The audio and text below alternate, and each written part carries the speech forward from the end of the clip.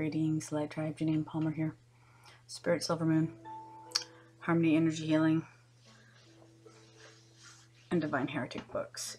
And I'm doing a video today after a conversation I had with a friend when we were discussing paganism and Christianity. She had actually made a comment about how some people stopped going to her church because the pastor put a Christmas tree in there. Really? Ignorance reigns. It's unfortunate. Okay, so, and then she sent me an article that was talking about the understanding of paganism at the time that Christ was alive.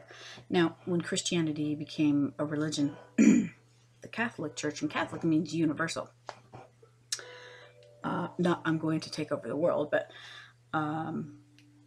they incorporated a lot of pagan things for the pagans they were trying to convert. So they would feel comfortable to maybe be more inclined to accept Christianity into their life. So it's interwoven. So this article that she sent me towards the end of it, it talked about, now this would be a Christian definition of rising against sin, rising up against sin, or what the interpretation of that might mean. That is what this discussion is about, and it's very important to bring this awareness, okay? First of all, if an individual endeavors to become a true seeker, okay, that doesn't just mean going to church and Sunday school and reading the Bible and how they condition you to understand it, okay? In other words, oh, well, my denomination of whatever offshoot of Christianity, right, is the one you go to, like, because you are conditioned to think that yours is the right one, okay? And so a lot of religious groups, Christian groups, will sit there and badmouth other Christian groups. It's so foul. That's darkness, but they don't see it. But getting back on point. People who really want to seek and find deeper meanings of Scripture to the truest level that they possibly can, they learn Hebrew in order to study the Old Testament, and they learn Greek in order to properly study the New Testament, just like Muslims believe you should really read the Quran in Arabic, okay? Because when it's translated, it gets skewed, it gets jacked up. So the correct translation of to sin means to miss the mark or miss the point, okay?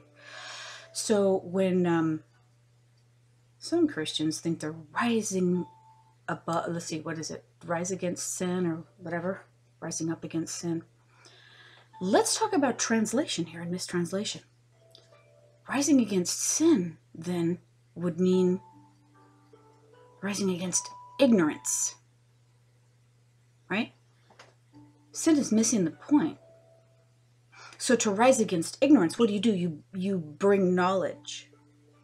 You share knowledge. You awaken to knowledge. You also let it in. You don't block it out because of your ego or dogma, okay? But some people think rising against sin, first of all, is misinterpreting sin. So they think rising against sin is going to be to judge their brother. Oh, he's doing that, or oh, she's doing that, and that's wrong, so I can't have anything to do with them. Better shun them. Let's make an example of them.